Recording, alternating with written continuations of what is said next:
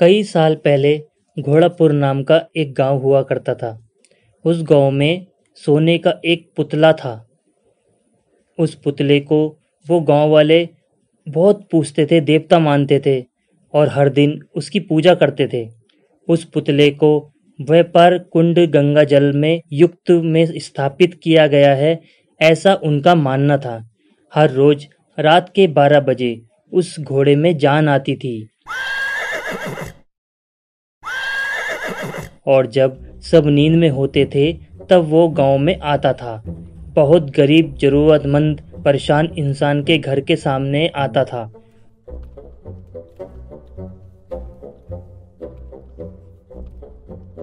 और वहां सोने का गोबर डाल देता था, फिर अपनी जगह जाकर पुतले में बदल जाता था। सुबह उठते ही गोबर को देखकर वो चकित हो जाता था। उस सोने से वो अमीर बन जाते थे। उसी गांव में एक सिद्धू नाम का एक लड़का हुआ करता था। वो नाकाम, ना काज का, ना किसी भी चीज का नहीं था। सारा दिन बस अपने दोस्तों के साथ आवारागर्दी करता रहता था। उसके पिताजी ना होने के कारण उसकी माँ शारदा 4 घरों में काम करके उसको खाना खिलाया करती थी। एक दिन सिद्धू अपने दोस्त संतोष से, अरे ये पुतला सचमुच सोने का है क्या? हाँ, ये तो एकदम शुद्ध सोने से बना हुआ है। तो हम एक काम करते हैं, हम इसको चुरा के इसकी जगह पे एक नकली सोने का घोड़ा रख देंगे और गांव वालों को इसको बारे में पता भी नहीं चलेगा और इसको कोई टेस्ट भी नहीं करवाएगा। फिर हमें कभी पकड़े भी नहीं जाएंगे और इससे हम लोग अमीर बदल जाएंगे और जिंदगी हमारी खुशियों में बटेगी। संतोष खुशी से, हाँ यार बिल्कुल। उस रात 12 बजे सिद्धू संतोष उस पुतले के पास जा रहे थे। इतने में उसमें जान आ गई। वो दोनों ये देखकर हैरान रह गए और जब वो घोड़ा गांव की गली में जा रहा था तब वो दोनों उसी के पीछे पीछे चल दिए। फिर एक घर के बाहर आकर सोने का गोबर डाल दिया। इतना देखकर सिद्धू, अरे ये तो, अच्छा तो ये है इसका राज। इस घोड़े को हम पकड़ेंगे।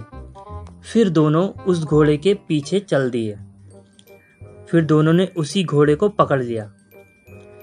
फिर घोड़े पे बैठकर चल चल चल चल चल कह के सिद्धू के घर आगे ले आए।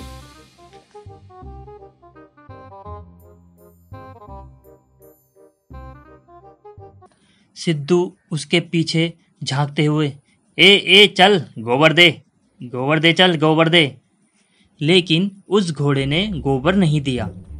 संतोष बेचैन होके एक लकड़ी लेकर उसको मारते हुए, क्या रे, क्या घमंड है तुझे? चुपचाप गोबर कर वरना चमड़ी उधेड़ देंगे तेरी हम, कह के उसे मारने लगे। घोड़ा अचानक दर्द से चिल्लाने लगा। फिर घोड़ा वहां से भाग निकला। वो गांव वाले उठ के सुबह देखा तो ये घोड़े का पुतला वहां नहीं था। सब परेशान हो गए। उनमें से एक, आज मैंने ही इस घोड़े को जंगल की तरफ जाते हुए देखा। यानी हमारे देवता हमसे क्रोधित होकर, नाराज होकर हमें छोड़ के चले गए। अब क्या करें, सब हमारे कर्म हैं। एक दिन सिद्धू की माँ शारदा अस्पताल में भर्ती हुई। डॉक्टर सिद्धू से, इन्हें बहुत बड़ी बीमारी हुई है, इलाज के लिए बहुत खर्च होगा। वैसे तुमको ये सब बोल के क्या फायदा? तुम अपना खाने के लायक भी नहीं कमा सकते हो तो अपनी माँ को इतनी बड़ी बीमारी से क्या खाक बचाओगे? मैं कुछ दवाइयाँ लिख कर देता हूँ, वो इन्हें दे दो, कम से कम कुछ महीने बिना दर्द के तो जी पाएंगी। सिद्धू की आंख में आंसू नहीं रुक रहे थे। सिद्धू, ऐसा मत कहिए सर, मैं कितना ही बुरा हूँ लेकिन मेरी माँ मेरी जिंदगी है। कैसे भी करके पैसे लेके आऊँगा। जब तक मेरी माँ को कोई आँच ना आए तब तक आप इसका ध्यान रखिए, कहकर वहाँ से चला गया। सिद्धू गांव में सबसे उधारी मांगने लगा लेकिन सब ने उसको उधार देने से मना कर दिया। फिर उसी रात सिद्धू अपने घर के बाहर रोकर, छी, अपनी माँ को मैं बचा नहीं सकता, कैसा बेटा हूँ मैं। इतने दिन अपनी बेचारी माँ से काम करवाकर खुद मजे कर रहा था, अब बात उसकी जान पर आई तो मैं कुछ नहीं कर पा रहा हूँ। इतना कहकर वो रोने लगा। उसी वक्त वो सोने का घोड़ा आया। उसे देखकर सिद्धू एकदम चकित रह गया और उस घोड़े ने वहां सोने का गोबर डाल दिया। फिर सिद्धू ने उसको नमस्कार किया। मुझे माफ कर दो, मेरे पापों की सजा इन गांव वालों को मत दो, आप यहीं रह के गरीब लोगों की मदद करें। फिर वो घोड़ा वहां से चला गया। घोड़ा फिर जाके पुतले में बदल गया। अगले दिन गांव के निवासी बहुत खुश हुए। सिद्धू वो सोना बेचकर माँ का इलाज करवाया। फिर सिद्धू दुकान खोलकर काम करने लगा।